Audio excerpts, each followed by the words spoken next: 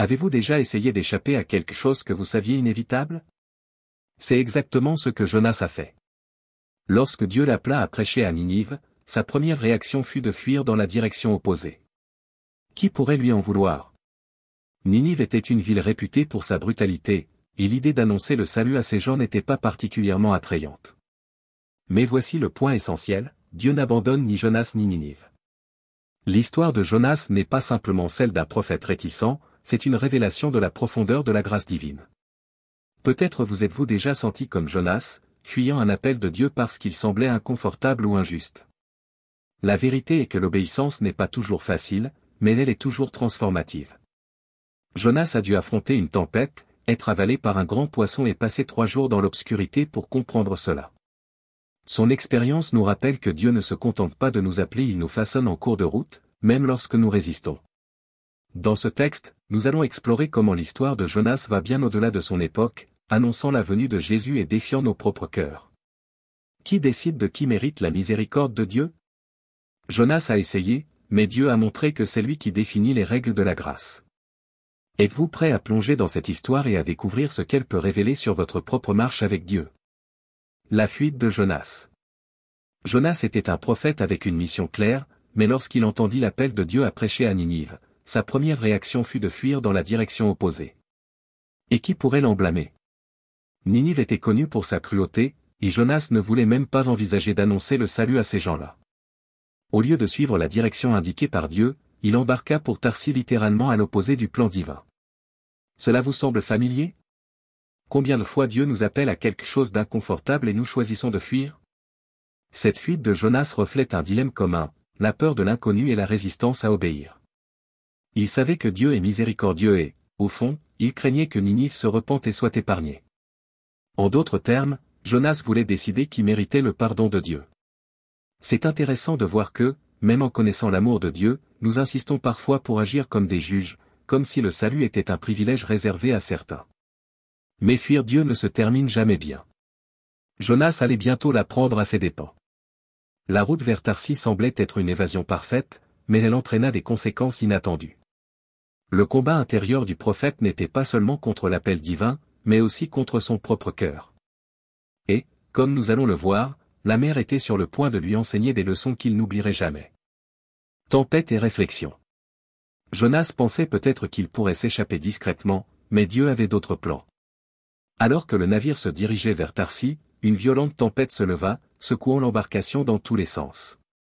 Les marins, pris de panique, commencèrent à prier leur Dieu, tandis que Jonas dormait paisiblement dans la cale.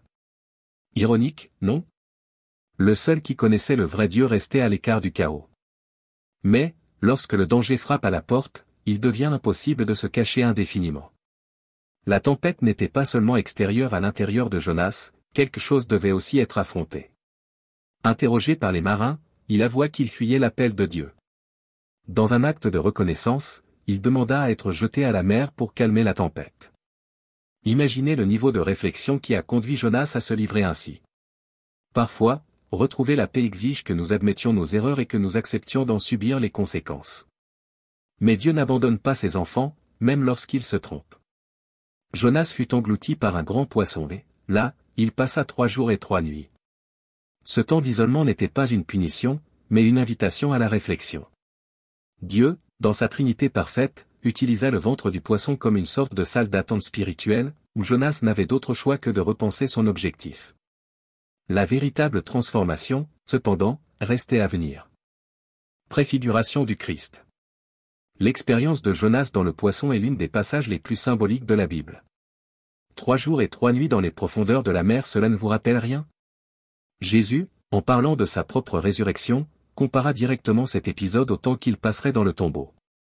Jonas, sans le savoir, vivait une préfiguration du plus grand acte de salut que le monde allait connaître. Ce moment d'obscurité dans le ventre du poisson annonçait la rédemption à venir par Jésus. Tout comme Jonas fut rejeté des eaux et revint à la vie, Jésus ressuscita, apportant l'espérance à l'humanité entière. L'histoire du prophète nous rappelle que Dieu utilise des situations extrêmes pour révéler son plan plus vaste. Jonas émergea du poisson transformé, prêt à accomplir sa mission. Et Jésus, en sortant du tombeau, ouvrit la voie du salut pour tous.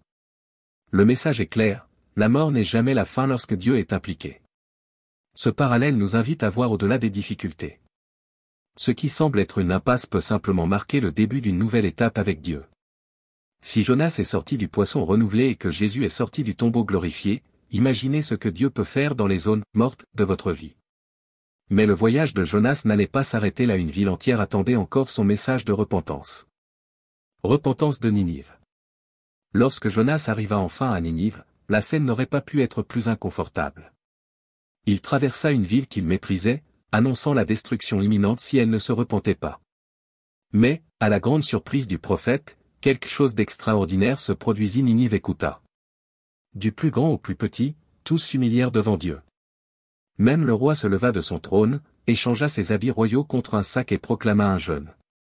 Il est fascinant de constater que ceux que l'on croit inaccessibles sont parfois les plus disposés à entendre Dieu. La réponse de Ninive fut un véritable choc pour Jonas. Dieu vit leur repentance sincère et, dans sa miséricorde infinie, décida de ne pas infliger le châtiment annoncé. Ce retournement révèle une vérité essentielle, Dieu n'est jamais loin de ceux qui se tournent vers lui, peu importe leur passé. Le salut est offert à tous, même à ceux qui semblent les moins dignes à nos yeux. C'est là que l'amour de Dieu brise nos attentes et redéfinit ce qu'est la grâce. Jonas, en revanche, n'était pas ravi. Il voulait voir la justice divine, non la miséricorde. La réponse de Ninive mettait ses préjugés à rude épreuve. Combien de fois souhaitons-nous voir le jugement tomber sur les autres, oubliant que nous vivons nous-mêmes sous la grâce de Dieu? L'histoire de Jonas nous enseigne que, pendant que Dieu célèbre la repentance, nous devons apprendre à voir le monde avec ses yeux pleins de compassion. Mais Jonas avait encore beaucoup à apprendre. La colère du prophète. La compassion de Dieu envers Ninive laissa Jonas furieux. Il n'acceptait pas que Dieu pardonne cette ville après tout ce qu'elle avait fait. Dans un geste dramatique, Jonas sortit de la ville et s'assit sous le soleil brûlant, espérant peut-être encore voir sa destruction. Mais, au lieu de feu et de soufre, Dieu fit pousser une plante pour lui donner de l'ombre. Étonnant, non? Même dans sa colère et son amertume, Dieu prenait soin de Jonas, comme un père patient avec un enfant obstiné. Le lendemain, Dieu envoya un ver qui rongea la plante et la fit sécher. Sous la chaleur accablante, Jonas devint encore plus irrité. Il se lamenta de la perte de la plante, presque comme si c'était une tragédie personnelle. C'est alors que Dieu intervint avec une leçon simple mais puissante: tu as pitié d'une plante qui a poussé en une nuit et disparu en une nuit, et moi, je ne devrais pas avoir pitié de Ninive, cette grande ville où vivent plus de 120 000 personnes? La question de Dieu resta sans réponse. Jonas, et nous par extension, est laissé face à une réflexion profonde: valorisons-nous vraiment ce que Dieu valorise? Dieu démontra que la miséricorde et le salut sont pour tous, même pour ceux que nous considérons indignes. La colère de Jonas dévoile la lutte humaine entre le désir de justice et l'appel à la compassion divine. Et si Jonas avait besoin de cette leçon, combien d'entre nous ne devons-nous pas aussi apprendre à laisser la grâce l'emporter sur nos jugements? L'histoire de Jonas est un miroir qui nous pousse à nous interroger: fuyons-nous ce que Dieu nous appelle à faire? Comme Jonas, nous pouvons choisir d'ignorer l'appel divin, mais tôt ou tard, nous devons faire face à la réalité que la volonté de Dieu est toujours plus grande et meilleure que la nôtre. Ce qui est fascinant, c'est que, même dans notre résistance, Dieu continue de travailler en nous, nous façonnant et nous offrant de nouvelles opportunités d'obéir. Alors, quelle est la chose que vous évitez? Peut-être que Dieu vous appelle à pardonner quelqu'un, à servir dans un nouveau domaine ou à partager l'amour de Jésus avec quelqu'un que vous jugez difficile. La grâce de Dieu n'a pas de frontières, et il nous invite à participer à son plan de salut, apportant l'espoir à des endroits et des personnes que nous n'aurions jamais imaginées. Ne sous-estimez pas ce que Dieu peut accomplir à travers vous, même si, au début, vous vous sentez comme Jonas, prêt à fuir. Si ce message vous a interpellé, abonnez-vous à la chaîne et activez les notifications. Ensemble, continuons d'explorer les trésors des Écritures. Dieu continue d'appeler des Jonas modernes pour impacter le monde. Serez-vous prêt à répondre à cet appel?